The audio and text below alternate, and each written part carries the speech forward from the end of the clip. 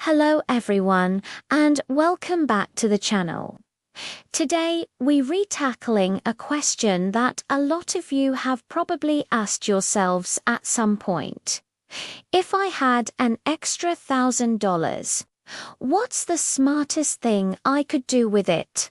It's a fantastic question, because while $1,000 might not seem like a life-changing amount of money on its own, the way you use it absolutely can be. In 2025, smart people don't just save money, they make their money work for them. So, if you've managed to save up that first $1,000, first of all, congratulations. That's a huge milestone. Now, let's make sure you don't just let it sit there. Or worse, spend it on things that won't bring you value in the long run. In this video, we're going to dive deep into 5 powerful, practical, and proven ways to invest your first $1,000 wisely. We'll break down each option, explore the pros and cons, and help you figure out which path is the right one for you. So grab a notebook because you're going to want to take some notes. Let's get started. First up, let's talk about the foundation of any solid financial plan, the high-yield savings account, or HISA. Now, I know what some of you might be thinking. A savings account, isn't that a little boring? And you're right, it's not the most glamorous option on our list. There are no wild price swings or stories of people getting rich overnight. But boring can be beautiful, especially when it comes to your money. An HISA is a secure, reliable place to park your cash where it can earn significantly more interest than a traditional savings account at your local bank. We're talking about interest rates that can be 10, 20, or even 30 times higher. Think of it this way: a standard savings account might give you a tiny fraction of a percent in interest, meaning your $1,000 might earn you $1 or $2 over a year. With a high-yield account, that same $1,000 could be earning you $40 or $50. Or more without you lifting a finger. It's the definition of passive income. Your money is literally making money while you sleep. This is the perfect option if you're risk-averse, or if this $1,000 is your emergency fund. The money is FDIC insured, meaning it's protected up to $250,000, so it's incredibly safe. It keeps your money liquid, so you can access it when you need it. And most importantly, it gets you into the habit of putting your money somewhere it can grow, fighting back against the silent wealth killer that is inflation. It's the first, most responsible step on your investment journey. All right, moving on to our second strategy, and this is where we start to really tap into the power of the market in a safe, diversified way: index funds. If you've ever felt intimidated by the stock market with its flashing charts and complex jargon, index funds are your best friend.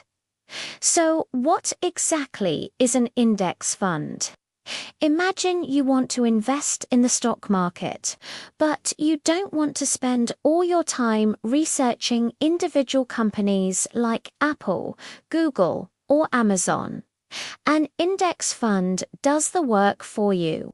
It is a type of mutual fund, or ETF, that holds a collection of stocks designed to mirror a major market index, like the S&P 500. The S&P 500, for example, is an index that tracks the performance of 500 of the largest publicly traded companies in the United States. So, when you buy a share of an S&P 500 index fund, you're not just buying one company. You're instantly buying a tiny piece of all 500 of them. This gives you instant diversification. If one or two companies in the index have a bad year, it's cushioned by the performance of the other 498. This is why legendary investors like Warren Buffett have famously recommended low-cost index funds for the average person. Over the long term, the stock market has historically always gone up. By investing in an index fund, you're not trying to beat the market, you are the market. You're simply riding its long-term growth. With your $1,000, you can easily open a brokerage account online and buy into an S&P 500 index fund or a total stock market index fund. It's the safest long-term way to invest in stocks, consistently beat inflation, and build real, substantial wealth over time. Now, for our third idea, which shifts from purely financial assets to something more active, starting an online business. This might be the most powerful option on this list for creating life-changing income, because you're not just investing money, you're investing in a system that can generate cash flow. $1,000 is more than enough seed capital to get a surprising number of online ventures off the ground. The key is to leverage a digital skill. Maybe you're great at writing, graphic design, social media management, or video editing. You could use a portion of your $1,000 to build a professional portfolio website. Subscribe to essential software like Adobe Creative Cloud or run some targeted social media ads to find your first few clients. This is the freelancing model. Another path is creating a digital product. You could use the money to buy a quality microphone and screen recording software to create an online course teaching a skill you've mastered. Or you could invest in templates and tools to start an Etsy shop selling digital planners, art prints, or social media graphics. Think about dropshipping, where you set up an e-commerce store but don't hold any inventory yourself. Your $1,000 could cover the cost of setting up your Shopify store, buying a theme, and running initial marketing campaigns. The beauty of an online business is its potential for scale. A freelance client might pay you a few $100s, but a successful online course could generate that same amount every single day. It requires work and dedication, yes, but using part of your $1,000 to build a digital skill and an online presence can create an income stream that pays you back for years, far beyond your initial investment. Let's venture into our fourth option, one that's known for its high risk, but also its incredible potential for high rewards: cryptocurrency. I want to be very clear here. This is not for the faint of heart, and it should only represent a small portion of your overall investment portfolio. But if you have a high tolerance for risk and have already covered your bases with safer investments, allocating a small part of your $1,000 to crypto could be an interesting move. The world of digital assets is volatile and unpredictable. prices can swing dramatically in a single day. That's why the golden rule of crypto investing is to only invest what you can comfortably afford to lose. Never put your emergency fund or money you need for rent into cryptocurrency. With that said, a small strategic investment can be made.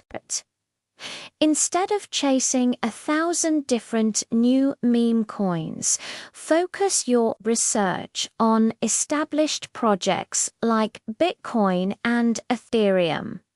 These are considered the blue chips of the crypto world and have a much longer track record and wider adoption.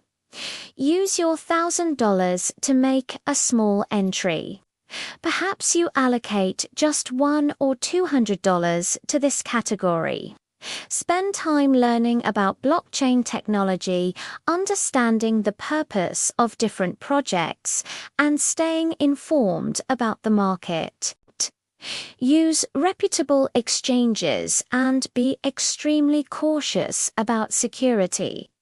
Think of this less as a get-rich-quick scheme and more as a speculative investment in a new and emerging technology. It's a high-stakes bet on the future of finance, and if you play it smart and small, it could potentially offer returns that other asset classes can't match. Just remember to do your own research and proceed with caution. Finally, we arrive at our fifth and, in my opinion, the most important investment you can ever make: investing in yourself. This is the one investment with guaranteed returns because you are your greatest asset. Your skills, your knowledge, and your mindset are the engines that will drive all your future earnings. So how can you invest $1,000 in yourself? The possibilities are endless. Buy the books that have been on your reading list, the ones written by experts in your field, or on topics like financial literacy, productivity, and personal development. A single idea from a $20 book can change the trajectory of your career.